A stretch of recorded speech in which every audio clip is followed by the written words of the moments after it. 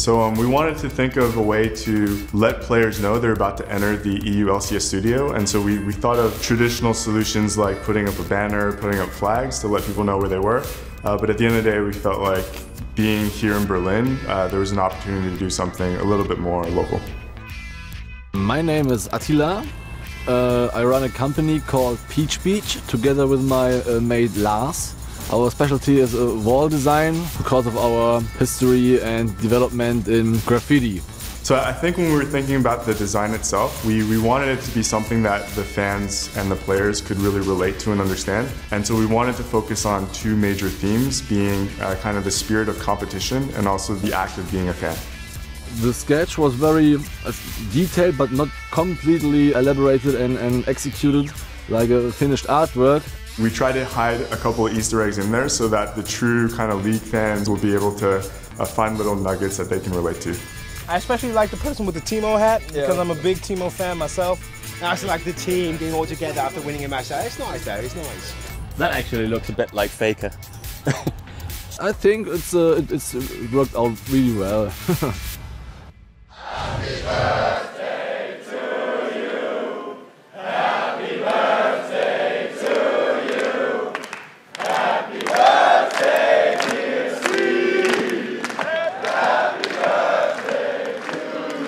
Birthday to you! Yeah, it's Steve's birthday! Wow, that's great. That's great. Still the most difficult song to sing. Yeah, definitely. Really cool moment though for Steve there, and welcome back you guys to the European LCS. We're still here, joined by Sheepy. He's probably still buzzing after that victory of the Unicorns of Love. We're going to preview our next game, as you saw Steve there, Roccat, and they're going up against Elements today. Let's take a look at Roccat in that battle for playoffs. 5-7 currently, but 3-1 in the last 2 weeks. That's going pretty well. They do have H2K, OG, and Fnatic still to play in the next 3 weeks. Sheepy, what has been your opinion on Roccat, Rockat's evolution? Have those scrims finally translated to the stage, or? Yeah, I think in the last 2 weeks they've showed improvement. I think Miseralis fit into the team well now, and also Steve is doing really well. I think just the team overall is more rounder, and the way that they play is way more fearful. So yeah, I'm looking forward to today's match against Elements. Let's see what they can actually do. Yeah, because you guys are playing Elements tomorrow as well. So quite interesting, actually, because you guys, with Roccat, Gambit, Unicorns of Love, all 5 wins, you guys now have 6 wins. What is your vision on that middle of the table? Because it's incredibly close there and for all those playoff spots. Yeah, I think all the teams in EU have stepped up dramatically. I think Fnatic is, playing probably the strongest game right now, and we have those kind of 3 different rosters, which is top 3 and then the middle of the pack and the lower pack. I think in the middle of the pack, I feel really confident that we can stay there for our team, and I think that the teams right now where they've settled should be staying there. I don't see anybody running away or any kind of this sort.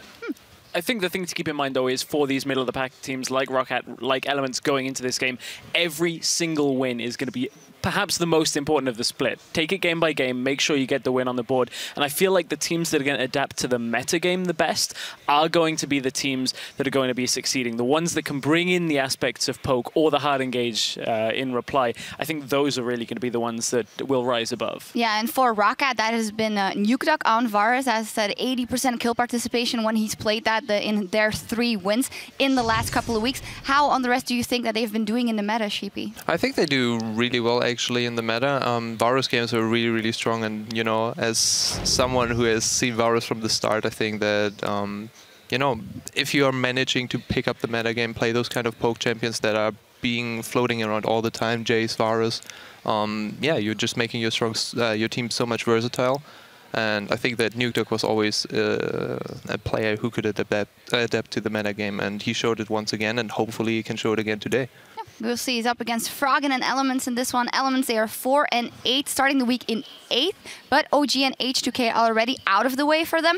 Though when we look at them, the same issues persisting, rather poor shot calling at times, inability to predict opponents.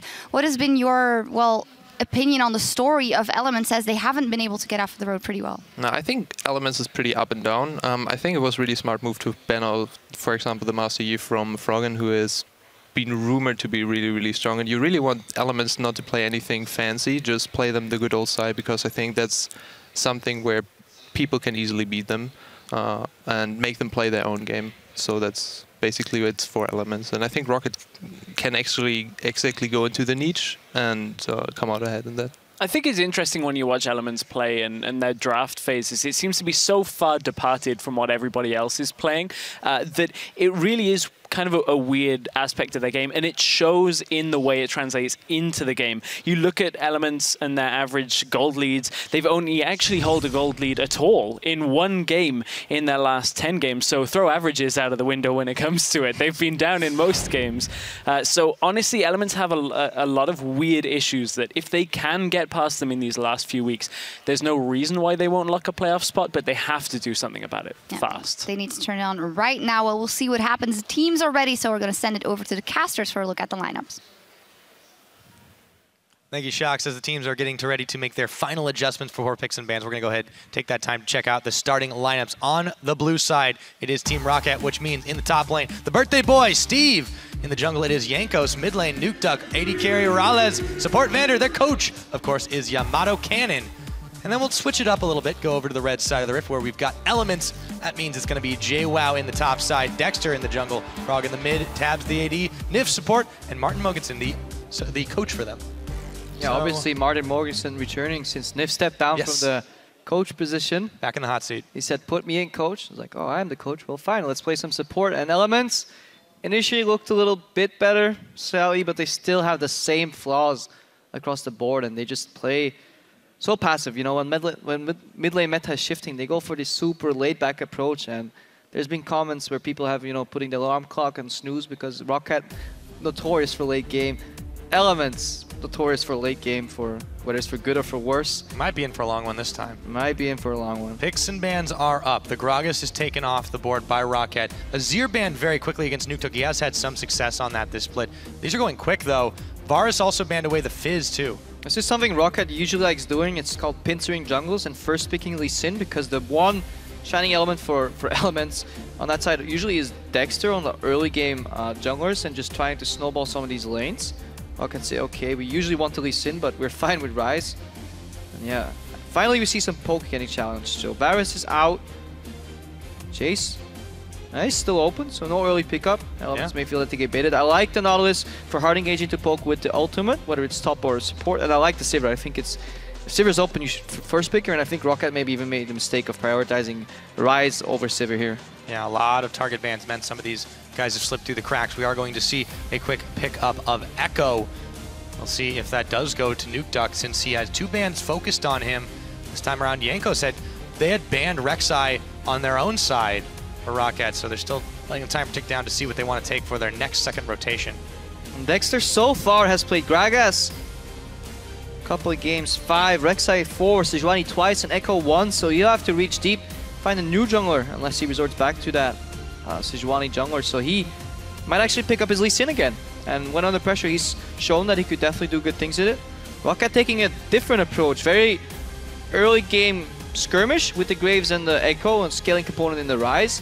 Not quite sure about Graves into Sivir. I feel like with good reactions, which Tabs usually should have, should be enough to spell shoot that. And Dexter taking a page out of Clearlaw's book. Evelyn.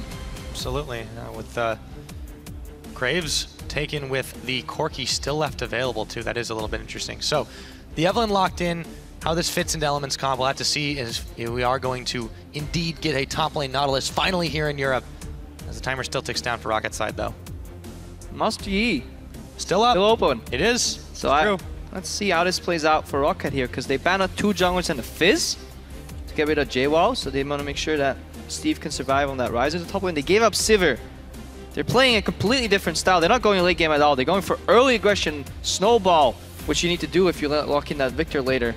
Annie Graves lane, back to Spring, back to aggression, back to AoE wombo combo at level 6.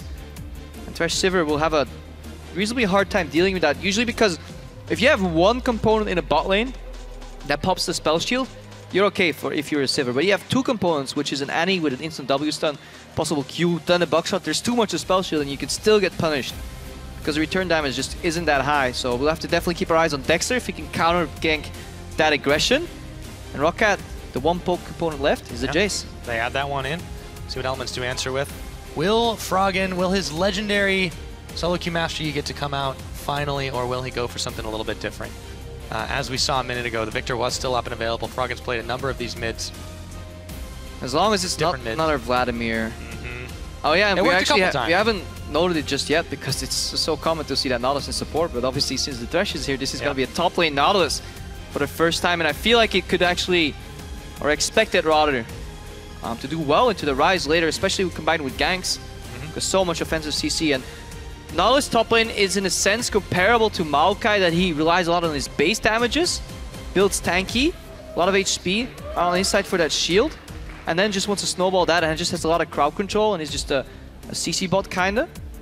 So this is really interesting that the Twisted Fate pickup, this gives an extra element, 2 elements, of global pressure, not just for his ult, but obviously the Evelynn if you don't know where she is. I mean, there's so much that Roccat are going to be uncertain about. If elements don't get quashed quickly, this could be a rough game for Roccat. I like the TF pickup because Jace usually sits back a little bit in the mid lane, but you have very, very big aggression coming out from the Roccat bot lane, and on top of that, you can really just teleport top lane. What is a Rise gonna do if it's even lanes and you show up and you just gold card him? That's enough time for JWoww to connect, you know, the ultimate from his Nautilus, follow up with the Ridge line, and then the Rise is gone. He's just obliterated. So this could be a good opening. Just want to see if Froggen can get to the level 6 safely. And then yeah, Elements. I like what they ended up drafting here, honestly, and Roccat, a completely different approach with the more early aggression. And they do have scaling component, and this might be double tier though. It might very well be. So mismatch, you know, double tier in mid and top lane, whereas their bot lane is hyper aggressive. So that they want to use the Anti-Grace to buy some time, get those carries rolling. But yeah, will Elements shut the door?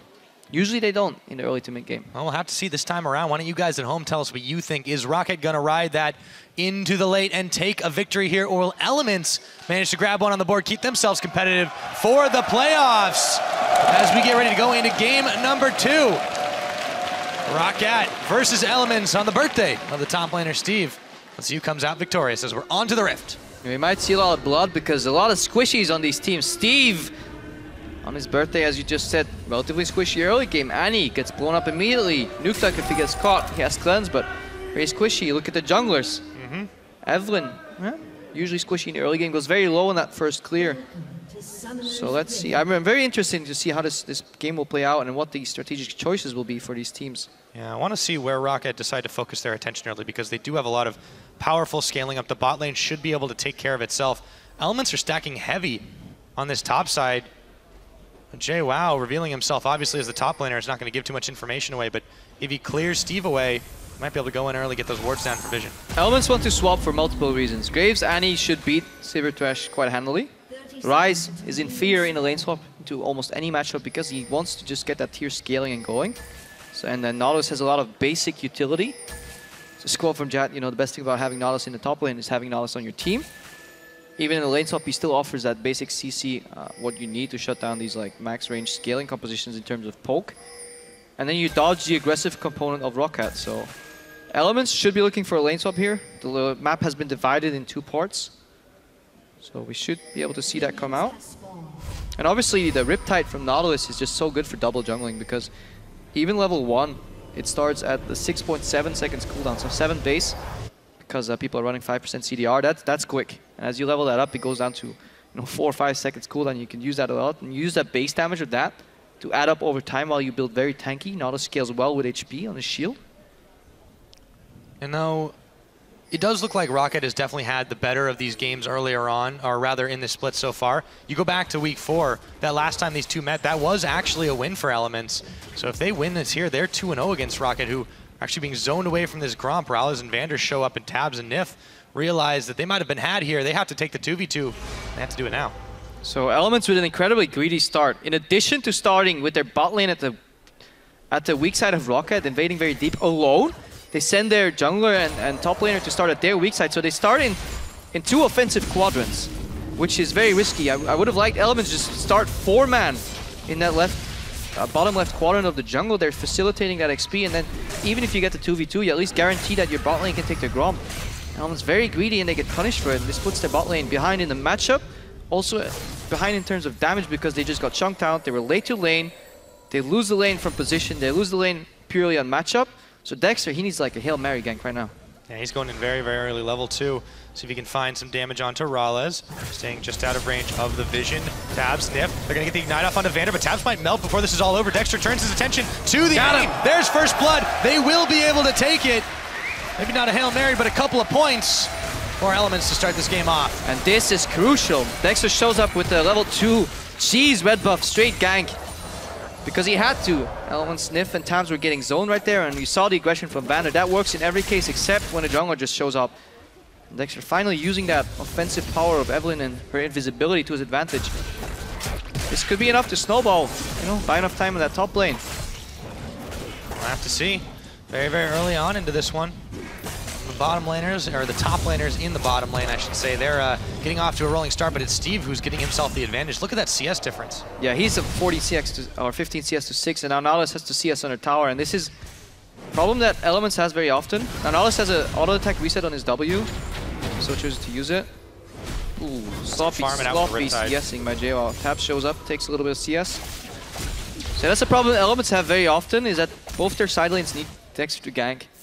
Top lane plays a poor matchups like Dexter. Yeah, we need help to stay even. JWoww plays a range disadvantage matchup in the Rise against Nautilus early.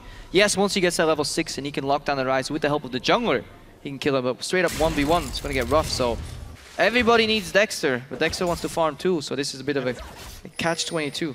But on the other hand, being on Evelynn means that, you know, you can never really push up too far and be guaranteed to be safe. So that definitely helps, unless some deep vision can go in the camps. We know that, you know, a lot of the adaptations against the Evelynns we'd seen earlier this year have been as easy as ward the enemy jungle. Yep. But it hasn't happened yet for Roccat. Works against any jungle, but so much more so against Evelynn. Here we see Froggen with the level 5 roll. So they want to open something up. Tabs is on the bottom. He pushed that out. Nif went missing, but that pink ward should ruin the plans and the dreams here for Roccat. Or for Elements, rather. Yeah, but Nif's going to walk in there soon. Oh, there he is. Revealed. Oh, and that wastes Dexter's time in turn. Unless Nif actually backs out and makes Steve feel safe. But Dexter wasting some time in that brush. Tabs can't farm. He's 22 to 33 CS. So that gank that Dexter did to make that lane even in the top lane, that advantage is gone now because they're using resources from that weaker bot lane, moving that to the top lane. Now Tabs is getting denied. Let's see if he can catch up somewhat in CS here under the tower. Roccat have really been able to keep Elements' attempts to swap away to advantageous lanes to really a bare minimum. They've really been able to react incredibly quickly, and this is definitely helping them out in the early game. They may be down a little bit of gold from that first blood, but apart from that, very, very close. See, Roccat made a good read in the early game that Elements was going to swap, but Elements could have countered that read by just simply 4-man starting that Gromp and Blue buff together. I can't stress this enough. That was a big mistake, a very greedy start from them, and you don't have to do that. Lane swaps are so easy to play out if you just put 4 people together in the enemy's jungler, because then you share the camps, you get the camp on your bot lane, they can move in anyways, and even if they're late to lane, they'll still even on XP and they just get pushed in. Then they're fine, and then your top lane and jungler can, you know, hand over the experience. Top lane goes to bottom, that's fine. Jungler goes back into a full jungle in his backside, which is safe to take because it's at your side. Helms could have done all those things. They got greedy. And they got punished for it. So, Roccat will be able to have the advantage in that bottom duo lane for quite a while now, unless some help comes in the form of Dexter, who's definitely been a little bit more topside even when the duo lane was there. Jankos, on the other hand, he goes in, throws the ward down, spotted immediately by Froggen. Has hit level 6 now. He has the Destiny available. Apply some of that more globalized pressure. Let's see where they decide to use it, if at all. Yeah, we're not going to kill Nukduck in the mid lane unless Nif roams and then Dexter flanks from the other side because he has that cleanse. So in return, what are you going to do? You need Froggen to TP somewhere. JWoww is still looking for that level 6. Once he gets that, then maybe they can combine the Destiny upwards. Nukduck's doing his best thing of playing as aggressive as he can. We might see a play here. Destiny's available. Dexter sneaking in. Looking for Steve. There it goes. They're going to turn their attention onto him. Froggen comes around the back. They will take him down. 3-man stack. While Roccat was trying to do same thing on bottom. Now Nukduck, he was pushing that mid lane already, so he got some damage on that mid lane tower. You always want to cross map. Usually what mid laners do against the TF, if he goes top, you push in mid, damage the tower, and then move bottom, and either steal the blue buff, for example, or dive the bot lane. So Tabs right now, he's on panic clear duty. He wants to make sure that wave never enters his tower. Doesn't want to get dove. JWoww, good aggressive flash there, and Steve honestly played up too far forward. Should have been aware of that level 6 timing, because it's pretty obvious, you know. JWoww you know, on the CC bot like Nautilus with the Destiny out, you really want to call whenever Froggen moves or disappears even a little bit from mid lane. Just back off, back off, back off. Too late, and good opening by Elements.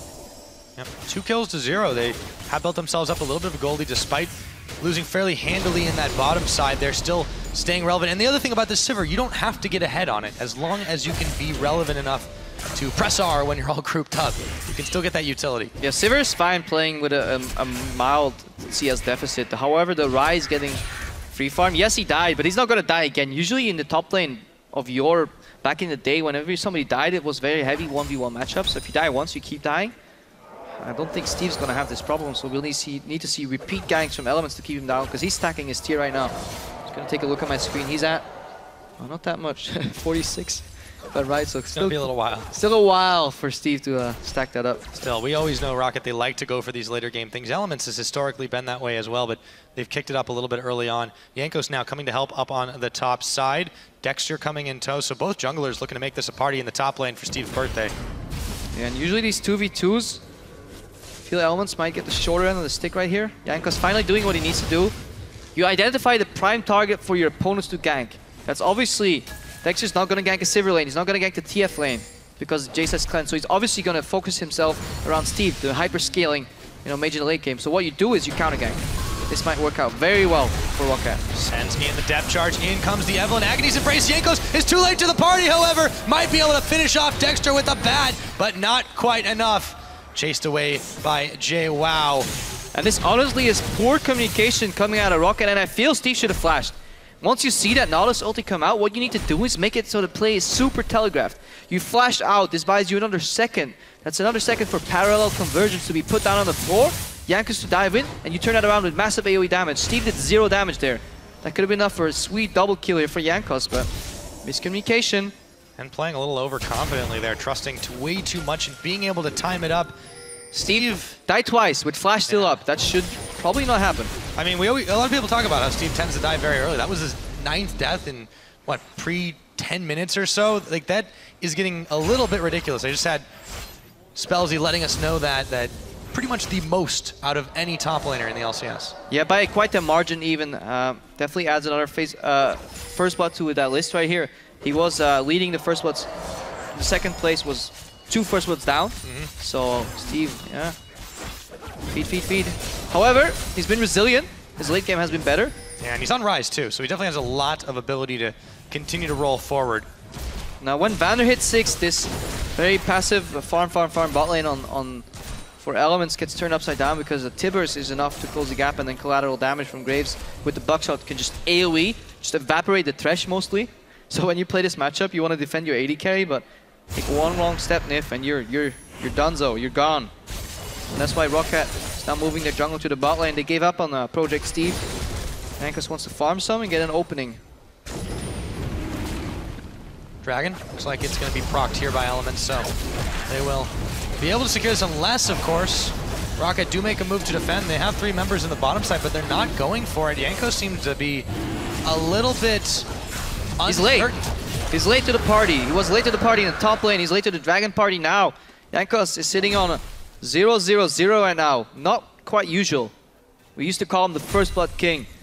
Then he fell off. Then he started doing well again in the games. Very good early game presence, you know, activity. But right now, he's not showing that usual Jankos self. It's been Dexter who's had all this pressure. And yes, you know, we said at the beginning that he wasn't necessarily where he needed to be because everyone needed him everywhere, but Elements have accepted the fact that their bot lane's going to be a little behind.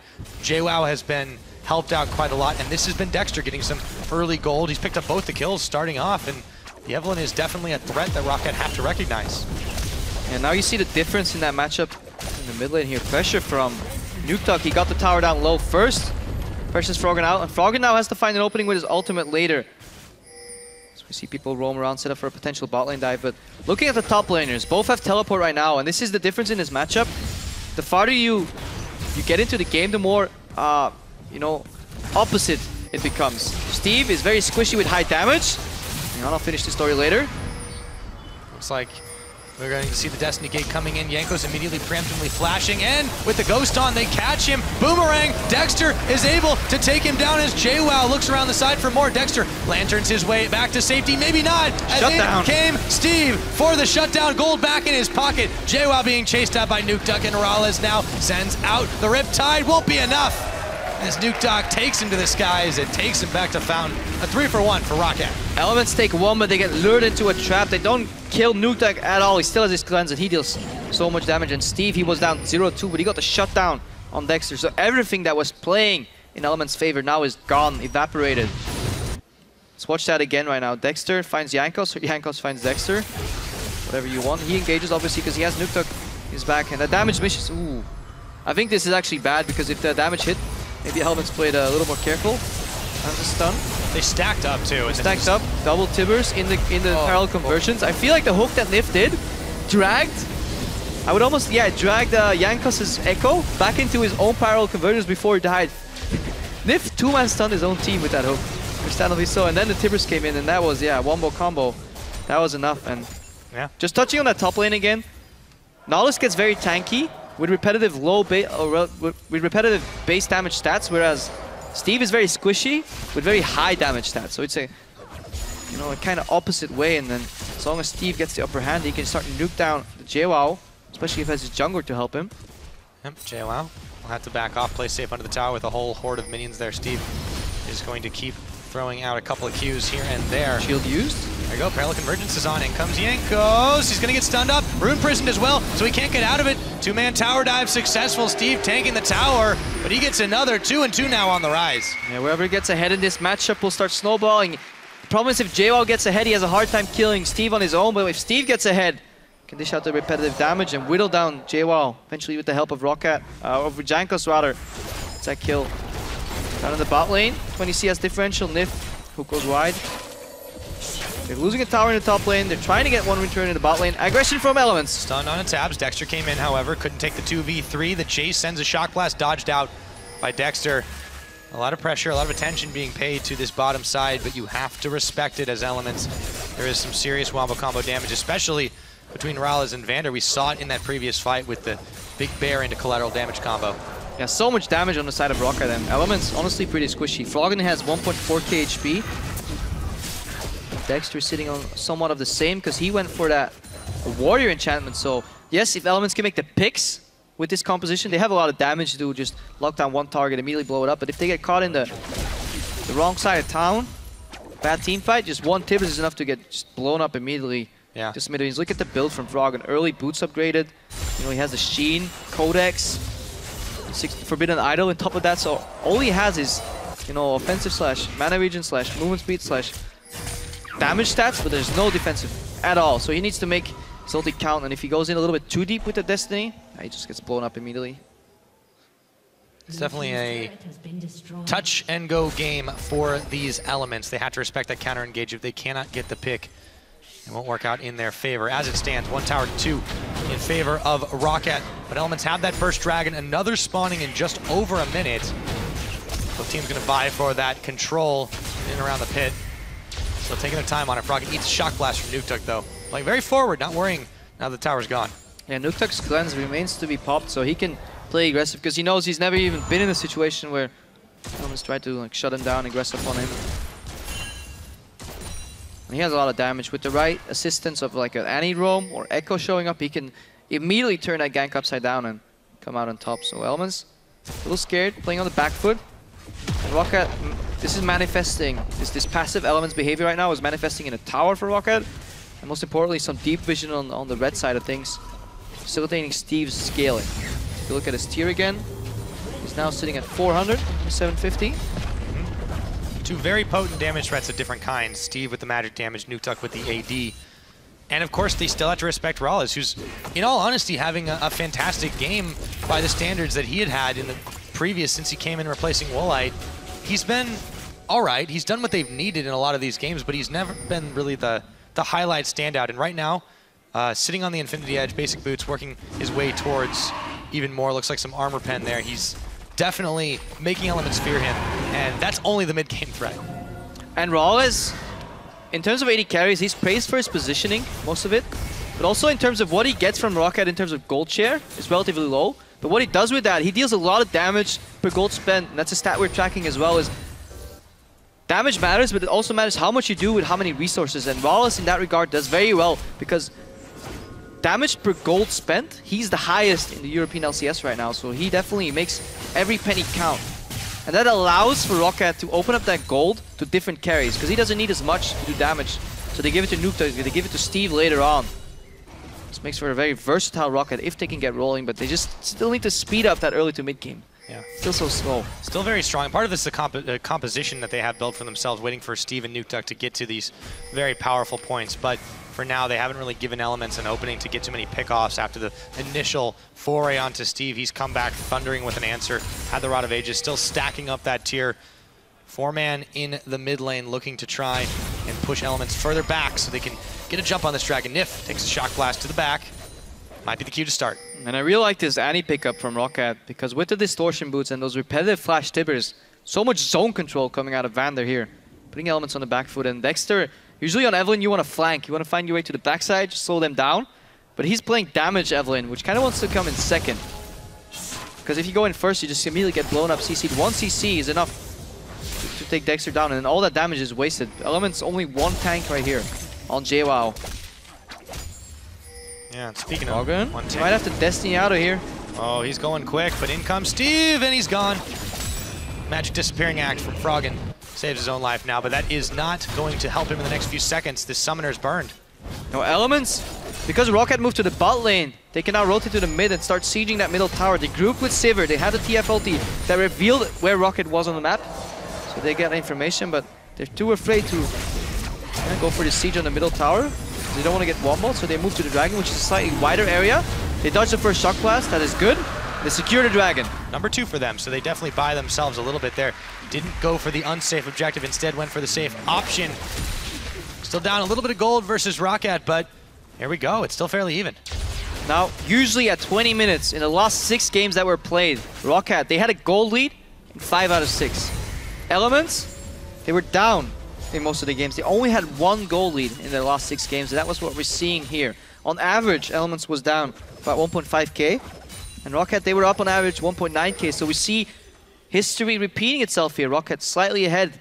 6 out of the last 7 games, they're now, have a goal lead, so it's what we were saying, they have the resurgence. They're getting better and better and better. They just need to learn how to close out these games, be consistent in their snowball. Yeah. Avoid an SK scenario where they kind of throw a bit at the end. And this is what Roccat will absolutely need to do if they want to compete with these other teams right in the middle. We've talked about Gambit earlier. We talked about Unicorns after they picked up that win just before this one. And if Roccat want to separate themselves from the pack, they need to be able to do that to close effectively. Right now, Elements, however, back to them. They're pushing on the top side. Steve and the rest of the crew are looking for a possible counter engage if they go too far forward. Parallel convergence, stuns up. JWoww, but he takes the Thresh Express. Back to the rest of Elements, and that will be a no-go for now for Roccat. Dangerous games from Roccat, though. They overplayed their hand a little bit because, remember, Mr. Wallace, he was down in the bot lane. He might be gold efficient in his damage, but if he's not there, won't be doing too much damage. Froggen obviously has that global repositioning tool, but it becomes very hard to use as long as this middle tower is alive. Once the tier 1 in mid drops, you have the opportunity to open up the map and you can make a lot of better rotations, just pick-offs. Just opens up the map, and Elements really need to find a way to get that tower. They got the tier 1 on bot, they just group for the tier 1 on top. Another dangerous one, tier 1 in mid. Now looking to siege tier 2 here. A lot of Roccat members. Elements only have JWoww and Nif, but they're looking for Dexter to go for the flank, but Nif is already down. Collateral damage. Dexter turns right around, and down goes the tower. The Tibbers wombo combo. Yeah, Froggen completely out of position in that bot lane. He's not even in range to Destiny on the top lane either. He's gonna push down bot. If you're looking to trade tier 2 towers, Steve recognizes this. This is why you see him basing on your minimap right there up on your screen. And Jace, if you let him uncontested hit those towers, and Graves too can just dash in with the E. 2 easy towers for Roccat, and Elements dropping the ball. Easy towers for them, taking advantage of the mistakes of Elements, pulling even further ahead in the gold game. This time they pretty much tripled their lead. Tabs is going to try to make something of it in the mid, but doesn't have anyone else to back him up there. Elements don't seem to be effectively grouping here. Yeah, if you're playing for picks, you need towers open so you can make that distance on the map. You want to make the map wide, spread it out. So members are individually farming left and right, so you can pick them off. Invisible Evelyn, not too many pink wards from Roccat. You have the Destiny to reposition. Since the laning phase, they haven't really had to worry too much about Dexter. His pathing has been a little bit odd, I would say. I don't think it's odd, he just got put on the back foot because whenever he gets an advantage, Elements as a team managed to nullify. He's involved in every single kill for Elements so far, 3-1-1. They went for one play where they reached too far into the cookie jar. They got their hand caught. Roccat turned that around, 3 kills for 1. That was a key moment of the early game right there. Right now he's looking for a new opening. He's getting slowly more tanky though. Problem is he has to build both against heavy AD and heavy AP. Steve and Nuke dealing a whole lot of damage. Yeah, just look at Roccat HP bar. One big shock blast, all it takes. You can't group up too much against that either, and you can't go solo because Steve might be able to just find you out. Meanwhile, some counter jungling coming in for Jankos, flanked by Nuke and Vander. Now they turn their attention towards the bottom side. Wave pushing in the mid. No one there from Elements to defend it. They're going to stack 5 members. They have wave clear though. They do have wave clear. So Roccat recognizing that there's enough wave clear, they can't really commit to a Tibbers dive either. They have to back out, get out, and we're setting up for a relatively passive mid game. However, a lot of wards on the map for Elements, but mostly defensive. If you look at it, all those little red dots on the map earlier in their own jungle, couple them. The other person's blue, but they're not really spotting too many Roccat members with their wards. And you said they need to be able to get these pickoffs, to get themselves in a position where they can take 5v4s, 5v3s, 4v3s, etc. They haven't opened those opportunities because they haven't been placing the wards down. It's been difficult for them to really do much, but grab a tower here and there while Roccat are back to base. Yeah, mainly they haven't found an opportunity like that because they have no split push advantage. It's very easy if you play a pick comp, if you have one guy that can beat his direct adversary. Say JWoww is so far ahead of Steve right now that he can push him out of the lane. That you can set up plays like that, chain reactions, move Steve in, move him out, try and catch somebody off guard, but Elements is constantly on the back foot. Whenever somebody from Roccat shows up, they have to disengage, move away. They do indeed. So now they try to make a play down bottom. There's still some duo lanes for the defense. It is Rallis and Vander sitting there, and let's see if Froggen can maybe get the jump off him as he stands around the side. No, he's just going to back away. They're really just trading farm a little bit back and forth now. Elements still unable to find anything 25 minutes on. They've got the Dragon advantage, but that's about it. It's so hard for Roccat to find an opening right now, but they're fine scaling. They have a Ryze and a Jace for late game. They have no worries going to that late game. Perhaps the Graves falling a little bit behind. They took 5 towers already. The only tower left is that tier 2 tower in the bot lane, but it's so hard to reach because overextending on these lanes makes you prone for these pickoffs. So they're playing with the necessary respect. They're just waiting until Baron becomes an objective or potentially force, a group of Elements on this third dragon. I think that might be the way they do go for it now. A lot of Roccat members moving around. However, Rallis is a little bit further back as he goes to take the red buff. He's going to give Elements some time to get into position, but JWoww not there. He's got teleport. Tabs, got to get there in a hurry. Keep your eyes on JWoww teleport and Froggen Destiny this fight. This is going to separate a victory or a loss for Elements because they need to find an opening. Strike before Roccat know what's coming, but it seems not going to be the case. It's going to get taken out. Dexter steals! Stolen by Dexter as he takes the Lantern out. 3 dragons to 0 now for Elements. And now Froggen's rotating down a bot lane. There's no more objectives here to take as Roccat already destroyed his towers. They may be heading into a Baron for a bait, and then we'll see Destiny used from Froggen, and it's his choice. Am I going to continue or ulti out? Froggen will probably use his Destiny very, very soon. He's able to take that one tower, but the Baron is there we go. by Roccat. A lot of damage. Destiny thrown down for the global vision. Baron at half its health. Jankos tanking him all up. Going to flash over. Going in. Nif goes forward too fast. He gets popped. In comes Tabs. The bear is down. Jankos is going to get popped, however. 2 members of Roccat already taken down. Steve! He's taken out for a double kill now as Elements all of a sudden turn their attention to finishing off the Baron and get it. What a fantastic play from Elements right here. Really beautiful sequence of events, and it all starts with that Dragon Steel. Let's watch that again, because this is where we got. Froggen got the tier 2 tower, and watch in the top of your screen right now. JWoww's gonna flash over and get the perfect ulti. Rallis dashes into his team. Look at that knockup. So many people get popped in the air. That's enough. Because this is why Roccat was avoiding this Baron, because you drop so low and you're so prone to counter-engage. Honestly, I would almost call this a throw. Honestly, for me, Roccat would have just yielded. They said, okay, we lost the Baron, it happens. Back off. Send somebody down to bot lane to deal with Froggen, but good pressure from Elements. Not only do they get the dragon, they were thinking ahead of the game as well. Froggen immediately moved down to the bot lane, started pressuring that lane, that tier 2 tower. because he knew he had Destiny to join at the Baron. Good sequence of play on the map from Elements. And yeah, obviously Roccat gifting them that fight. Definitely good. And the Baron too. Good ulti by JWoww. Concept is enough. Him coming out of the wall, out of nowhere, caught Roccat like with their pants down. Yeah, they really didn't expect that at all. And as a result, Elements secure a Baron far earlier than they're used to doing. Usually is a long, long time before they go for it, but this time it worked out quite well, handily for them, and they have a massive lead, or a solid one at the very least. Yeah, on average, those first Barons... After the game time's over. Yeah, Roccat, Elements do it on their own at 38 minutes, but combined effort combined with Roccat goes a lot quicker. You know, if you have 10 people involved in that Baron, you know, it's easier to take that Colossus down. So they've got the Baron, they've got 3 dragons to the none of Roccat, and every advantage early, it seems to have been negated. 5 towers to 5. Elements, with this Baron, they've got some time on the clock to really start pushing forward, and they don't necessarily need catches. Now they've got some siege. Yeah, now, most importantly, their weaknesses are being covered. Froggen, he was squishy, he has a Zhonya, so he can survive. And he has enough damage and mobility to stay out of harm's way. Look at Dexter, he went Warrior first, but he has the Banshees right now. So that's his magic, you know, in his checkbook. He's like, okay, damage first, check. Magic resistance second, check. Right now he wants to build armor, and then he has everything done. So he's a force to be reckoned with. Elements have the pressure, the gold lead. Come out of Brawlers too. Hate Spike's not going to connect. No, he dashes away, and he was able to walk away after that. Elements still had the pressure on the top side with the wave, though. Now, Nif should just play back. This strategy should play defensively and be more of a Lantern bot rather than to try and connect hooks. So if he plays on the front, he might need like a 2-man Tibbers. They really need that Lantern to be able to play forward and still escape. We're actually going to take the safe route for now. Let's Rouse and crew clear this one up. With Froggen on the bottom side pushing the wave, you also have JWoww and Dexter into the mid, but they just back away. They're playing the game of feed the minions to Roccat rather than try to push in the towers with this Baron. And 1v1 split is definitely what they want to look for, and then they want to ward in between the lanes. Look at the wards that Elements have on their escape path. They definitely don't want to get flanked in that top lane.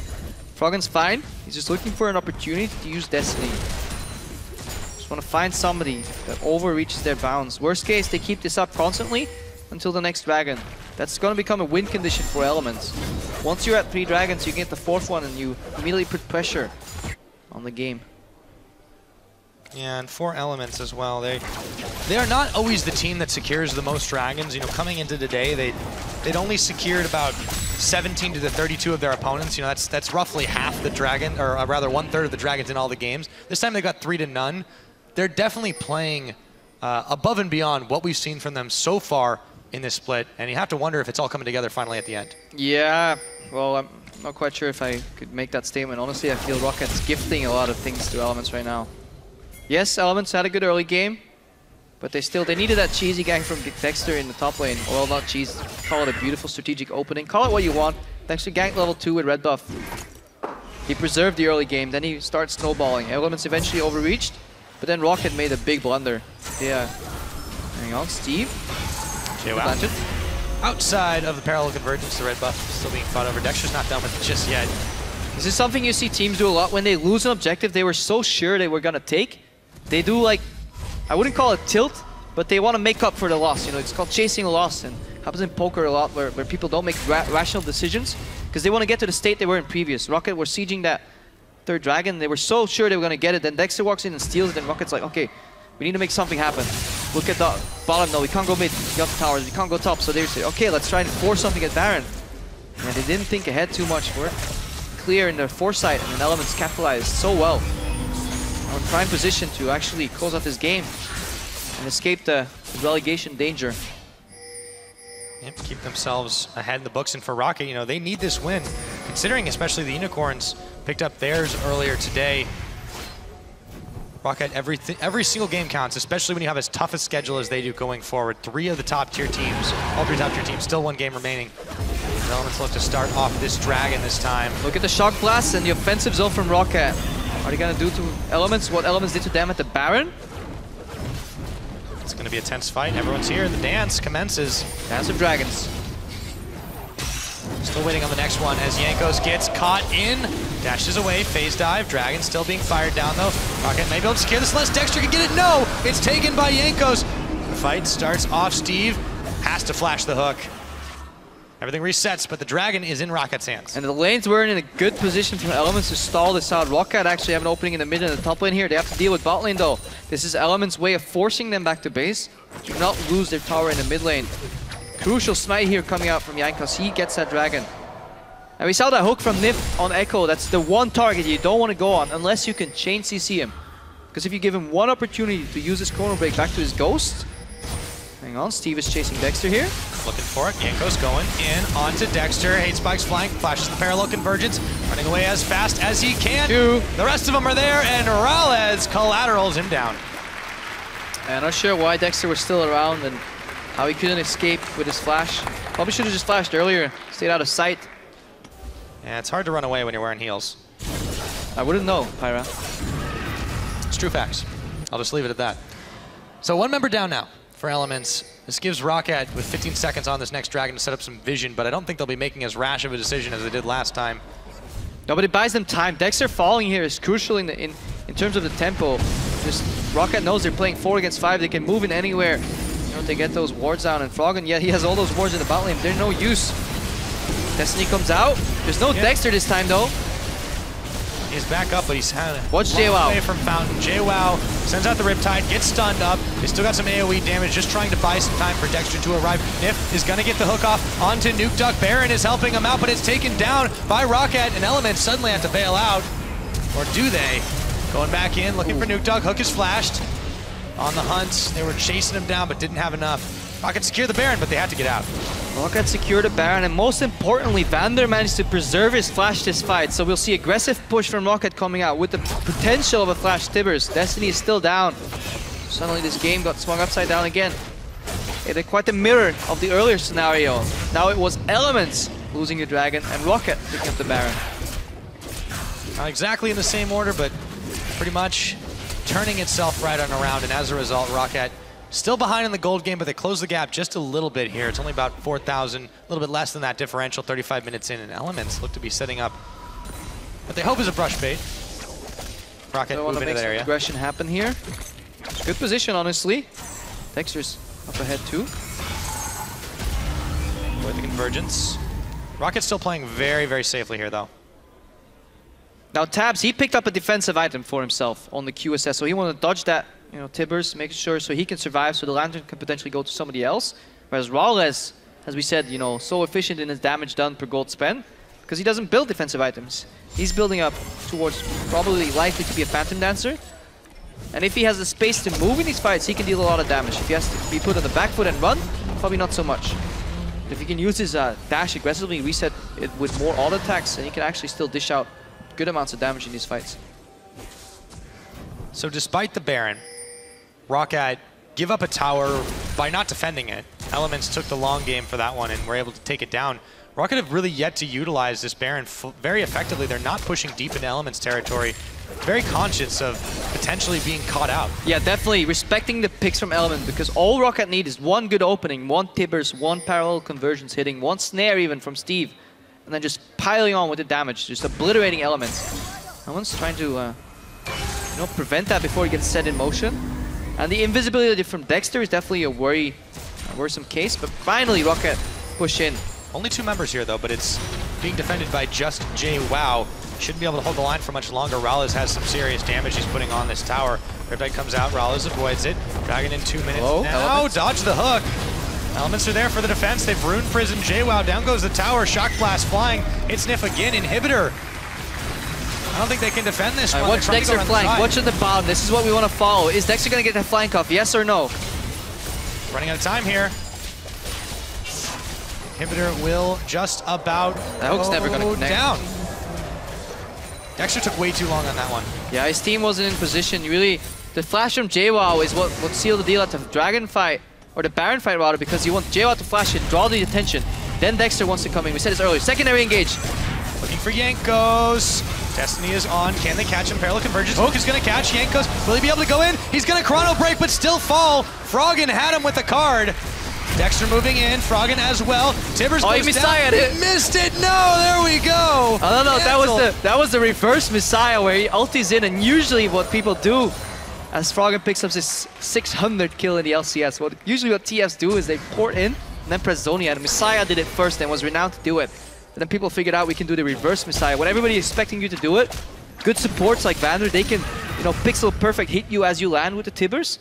So to avoid that and get in too deep, you just press Zonias before you land, and you make Roccat look stupid because 4 people converse on the TF Destiny particle. Honestly, it didn't do all that much, but it just looks so funny. But it's a pretty stylish way to follow up your 600 kill. Yep. So style points. Definitely give Froggen some style points for that one. Dragon's coming up in about 30 seconds. They're going to back really quickly, but Roccat might actually be to the party a little earlier. Let's see what Froggen can do as he pushes out the bottom side. Staggering the back, so that's what you need to do. A good CDR for Froggen, which means Destiny will be up again, and this is what they need to do, Elements. They want to put pressure on the bot lane, have vision around the mid lane so they see what's coming, play with that information, and look for a flank. You know, Dexter, you don't want to get him storm the front. You want JWoww to distract people. JWoww's flash is coming up. If they can stall the Dragon for that flash, that's what they need to do. But Roccat won't give them any time. Dragon's going down very quickly. It is picked up. They are able to capitalize quickly, get themselves number 2, delay that aspect that is so crucial to Elements here. Good decision making by Roccat here, saying, okay, if we give you time to set up the place, set up the flanks, yeah, things are gonna get dirty. Nope, just take down the Dragon, get the hell out of there. Avoid that split push from Froggen, avoid that flash from JWoww, avoid that flank from Dexter. 2 to 3, and Myra, we said it, we're in for a long one. Oh yeah. Oh, very, very interesting back and forth too. I believe you said in Champion Select, excited to see what Elements can do with this comp, and what Roccat can do with theirs a little bit different as well.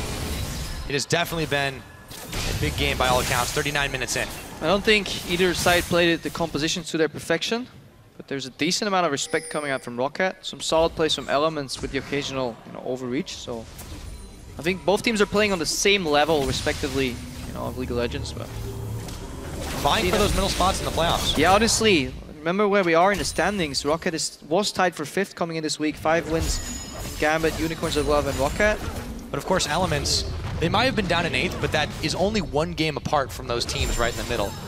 So everything counts. Everything can change the balance of the standings. Just 1 game is all it takes. And yeah, we're definitely. 40 minutes for that. For Roccat, if they drop this match, Elements ties them, I believe, in the standings. And the tiebreaker. Suddenly from being 5th place, they dropped down to like tied 6th almost because the Unicorns just hopped up 1 win. So everything can shift so much.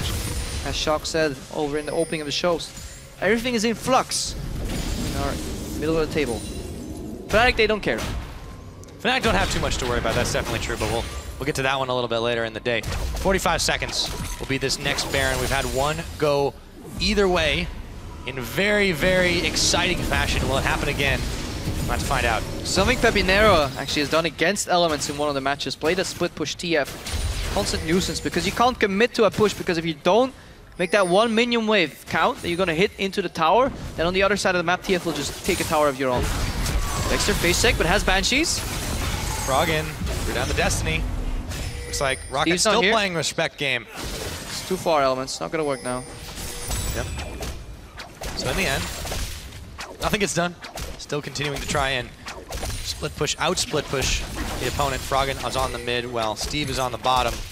And they dance around the Baron, which has just come back up for the rest of Roccat and Elements. And the bottom split push right now is what's worrisome for Elements, because they just use their main engage tools, which are Destiny and On the Hunt. Their bottom lane is under pressure. They need to send JWoww there to deal with it, but then the momentum is in Rockat's side, so crucial. Said that before. Many crucial things this game, but very important, let's put it that way. Next minute or so from Elements while they wait for their cooldowns to come back into their favor, and that top lane to push out, hopefully. Somebody to deal with that bottom wave. JWoww went a little far forward, but he avoided the shock blast. Just a little bit of damage from Jankos. He's perfectly happy, though. There's a big tanky Nautilus. Elements now rushing towards this Baron. Roccat are all in the middle here. Elements are just going to start this one off. This will prop the instantaneous response. Teleport coming out from Steve. Can they stop this one? Shock blast hits Sniff. They bail out immediately. In comes Jankos. Chrono breaks back into JWoww. Separated from his team. Forced to flash. Followed up on. Taken down and blown up. 1-0. It's communication. Roccat sending Jankos, but he can obviously chrono break backwards. Elements sending JWoww, and he's stuck. And now On the Hunt have to be burned again by Tabs as it just came off cooldown. The Thresh Express getting Elements, the rest of them out of danger, but they can't afford to leave here. Yeah, and Roccat getting the fruits of their labor right here. The split push initiated by Steve forced Elements to do this. They wanted Steve to teleport. Dexter Looking for the flank. Live with flash. Hook comes Rales. They won't go in on him though. Dexter goes in. He gets stunned up for just a second, or rooted up, I should say. Steve gets taken down by Tabs. The crit, the double kill. Vander goes forward for the bear, but it won't be enough. Triple kill. Triple. Tabs is going for more. Froggen's coming in. Gets the gold card. Takes him down. Steals away the quadra, but Elements don't care. They're on to pushing mid. What looked like miscommunication turned around with, honestly, bravado from Tabs coming out. Man mode's at the front of the fight, you know, has that QSS, has that spell shield, and just the AoE bouncing blades there from Tabs, from that ricochet. And then as he gets stunned, he launches out his boomerang blade. It was so beautiful because even if you're stunned, it'll still come back to you. And Elements, finally Tabs is stepping up to the carry that he was renowned to be, and that was a fantastic fight. Off the back of it, back to form. Nexus Tower #1 falling. Nexus Tower #2. The death timer's too long. Elements have done it. They topple Roccat and move up the standings.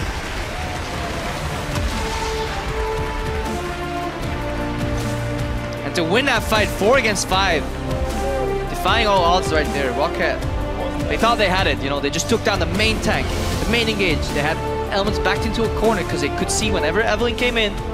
But good format ulti, I believe, from Dexter right here. We can get a replay of that later, but phenomenal. Tabs, he could have backed out, but he knew that there was only one way, and that was forward. Ricochet tagged everybody. Eventually, good guy Baron finished off Nuke Duck, I believe, as well. Or somebody died there to the Baron. Double kill for Tabs, triple kill for Tabs. Froggen flashes insecure. And Elements, at least they recognize, let's go for the base, guys. Don't need this Baron, don't need more late game.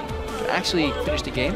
Well, we know the Dragon Dance is a dangerous one, but the Baron Dance is even more deadly, as Roccat found out there. Elements, though, a crucial, absolutely huge win for them. They're now 2-0 over Roccat. That will certainly help on those tiebreakers. Yeah, this is something you really want to do as a bottom tier or bottom table team. Let's not call them bottom tier necessarily, but you want to beat your direct opponents. And yeah, Froggen finally with a smile on his face. It's the happiest we've seen him look in a while. Yeah, definitely. So, and it's what you want to do. You want to beat your direct opponents, because not only do you get a win, they get a loss, and you double the value. Because if you somehow, you know, manage to beat Fnatic or something, that's nice and all, but respectively in the standing, that doesn't do anything for you, because Fnatic, you're never going to catch them. HK, Origin, you're never going to catch them. But Roccat, Elements, they just caught him. They just caught him. Just do it. Big performance for them, really, and for Roccat. Definitely not quite there. It seems they've got some work to cut out for them looking out. They've got H2K, Fnatic, and Origin still on the plate. I mean, this split just got a whole lot more interesting for them and their opponents right now. Yeah, we talked about it in the opening of the show. Roccat, Unicorns of Love, and Gambit. And, you know, maybe if you've been watching the entire day, this is the 3rd time you heard it, but 5 wins each, but a different schedule remaining. And for Roccat, they had a rough schedule up ahead. Their opponents were something like 42 wins to 30 losses, so very strong schedule ahead.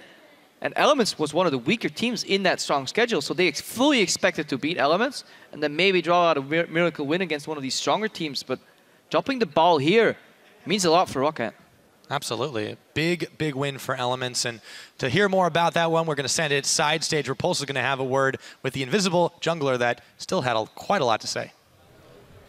Thank you, Pyra. I'm here joined by Dexter from Elements after his win. First off, congratulations after taking down Roccat. First off, I wanted to ask you your opinion on Nautilus top. It's the champion that we're seeing now come into the top lane. We've seen it in every single region. EU has been the last one to pick it up. Yeah, I think we practiced it a bit last week already, but we weren't sure how strong it is, so we wanted to wait. And then we saw NA first picking Nautilus, winning every single game with top lane Nautilus. So we thought, yeah, we saw it in China a bit. It's really good, I think. It's a new Maokai in my eyes, because he has lane pressure since level 1. He can push in. His ultimate is straight up overpowered, I think, for top lane, and it has like a lot of damage as a tank, so you can be like a tank and frontliner in the late game while also providing a lot of early game damage. And then he is like really easy to gank lanes, and I think in that game we kind of tried to shut down the Rise, which we did, I think. Good. We focus on that. And I think that provides like huge utility, that you have like a very CC heavy, damage heavy type top lane, which is very, very good in the current meta to have, because that way you can actually play like the TP advantage for your team and then snowball the rest of the game. Yeah, I too think top Nautilus is amazing. Now, I want to talk about your position in the standings and how far you think you can go before we hit playoffs. I'm not even sure what our score is right now. I think it's 5-8, yeah. So obviously it's not optimal. I think we lost a lot of dumb games, and I think our draft was like the most problematic thing. And even coming into this week, I thought we have like a really good draft here, even when we gave up Rice. But I think in general, like this week of practice was a lot better than others because we prioritize on the right champions, and we're finally in the meta, which I would say, and we don't really lose the game in champion selection. So I felt like at this way that we just lose games straight up in champion selection, which was really frustrating for us because we didn't know what to do in game, and then we straight up lost during the champion. But yeah, I think right now we can probably hit top 6 if we win all the games. And I think if we hit top 6, then we're gonna have a really strong playoff performance, in my opinion, because I think we are better in the best of 5 settings and preparing for one opponent than just seeing how like week by week every single time another opponent comes. So I think we are better at just preparing for one opponent in the best of 5, and then hopefully strong playoffs performance. Maybe go to Worlds. Nah, that's a bit too ambitious. But yeah, just take every single game one by one right now, and then hopefully we will not get relegated or something. Yeah. Well, you're looking very good so far, Dexter. Congratulations once again on your win. And we are going to shoot it over to the analyst desk to clean up the rest of that game. Well, Dexter had a lot to say. Very nice to hear from him. Also saying that Nautilus is the new Maokai. Maybe Krepa will do a segment on it next week. Who knows? Dexter also touched on the fact that they were unsure about their drafts or not had really good drafts maybe in the past couple of weeks. What did you make of this one? Because I knew that you guys were raising your eyebrows with some of the picks. Yeah, so Rai's first pick I don't think is 100% anymore. I don't think it was a particularly bad pick. I just think Elements were somewhat lucky to get away with having Sivir rotate around through the picks and bans with that Kalista ban. Overall, I kind of echo Dexter's sentiments. They made their picks and bans phase work for them very well in the game. Just looking at it before the last few picks were locked in, I was a bit skeptical. Yeah, I think that Rice has some downsides, which is his immobility. But once he gets like 1 or 2 kills or has some farm and gets going, he's like a monster. But I think Elements had the best start into the game that you can imagine. They get the level 2 gank on the top side because Rocket's just playing way too aggressive on their weak side. Then afterwards they get another kill on the top side. They are already 4-0. And at this point, they should have just either way pressured the lane with Nautilus against Rice. Either way, prepare for a tower dive or freeze the wave, and Rice wouldn't be able to do anything. But as it happens, Roccat made aggressive plays on the bot side, and they get so many kills. Yeah, if you discount those 5 minutes that Roccat got that dragon fight, Elements were actually doing really well for the entire game. Actually, this is the 5th game that Roccat have lost after holding a lead at 20 minutes. And we got to grab those Barons. Let's get the first replay up on the screen. Heartbreaking to watch from the side of Roccat. This was only the first one, though. Yeah, this was the first Baron attempt that Roccat made. And honestly, this was kind of just a weird call overall. They knew Twisted Fate was on the bottom side, but you always got to keep in mind he's going to appear in this fight when he does. And from here, great engage coming out of Elements. Yeah, I feel like that Roccat was just not prepared. They have all the tools, Annie with Flash Tibbers, but she only Tibbers Thresh, who is not really a threat, and then from behind comes Nautilus, and honestly, they just kind of wombo comboed them, and yeah, in the end, come out with a Nashor that was free for them. So I'm a little bit surprised that Roccat like overdoes it, and there was a lot of hectic. I think there needs to be more communication how to actually turn on the Nashor when you know that the enemy is coming, because that didn't seem any kind of organized. It's not free if you kill a lot of people. that is true, but you know, it was afterwards. It's true. It seemed to be buy one get one free in this game because the same thing happened a second time. Pretty much, almost exactly the same thing. If we take a look at the second Baron replay that we took from that game, basically Roccat managed to get themselves a bit of a catch to start this one off. You can see that Nautilus was not available for this fight, but keep a track of where the crowd control is actually being held onto. Vanda still has Tibbers for a and Flash for a very long time in this fight. And Tabs is just able to get so much damage out to get this double kill early on. Still, well, Vanda still could have had Tibbers available at any point in this fight. Didn't really have the targets to go for, and Roccat again get punished for starting the Baron. Yeah, this is like normal mistakes that you see in the EU LCS, and we all need to fix, like us included, which is this kind of being on the same page. They have the Flash Annie Tibbers. They can turn any time, and Grace actually wants to turn Miseralis. Taps. And yeah, at this point, they just don't turn. And you see Annie going in first, getting absolutely one-shotted, and then Graves afterwards flashing in, and you say that you could do that at the same time. You can do that in the prior state. Yeah, just about being on the same page, and I think we all need to learn on that. Yeah, you say we all need to learn. Do you think that is, well, the mistakes are the main difference between the top 3 and like the rest of the middle of the table? Do you all have a good level if you play your best? I think yes. If everybody plays their best, we have a really high level. You can see that some teams are just coming out really, really strong where you don't expect them to be. Giants having those, for example, Ezreal pick and just playing so well with it. But then you have some kind of rotational mistakes where people end up like getting tower dove, and at some point we should be able to fix this. And I think EU LCS is on a really good way.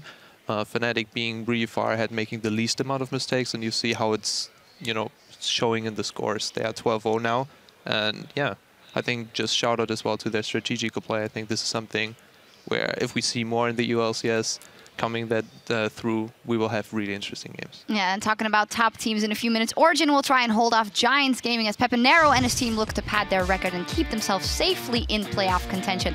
We'll see you back here in 3.5. Theatrics is just not our element. Oh my god. Are you trying to get in now? Oh my god. I think yes. Permission to take off my headset, Tomistan. Is able to take him down as JWoww looks around the side for more. Dexter lanterns his way back to safety, maybe not. As in came Steve. Let's fight, let's fight, let's fight. Rallis. I'm looking right. Rallis. Nice. Steve. Right. Finish Baron. Nice. The double kill. Vander goes forward for the bear, but it won't be enough. Triple. Towns is going for more. Froggen's coming in. Elements have done it. They topple Roccat and move up the standings.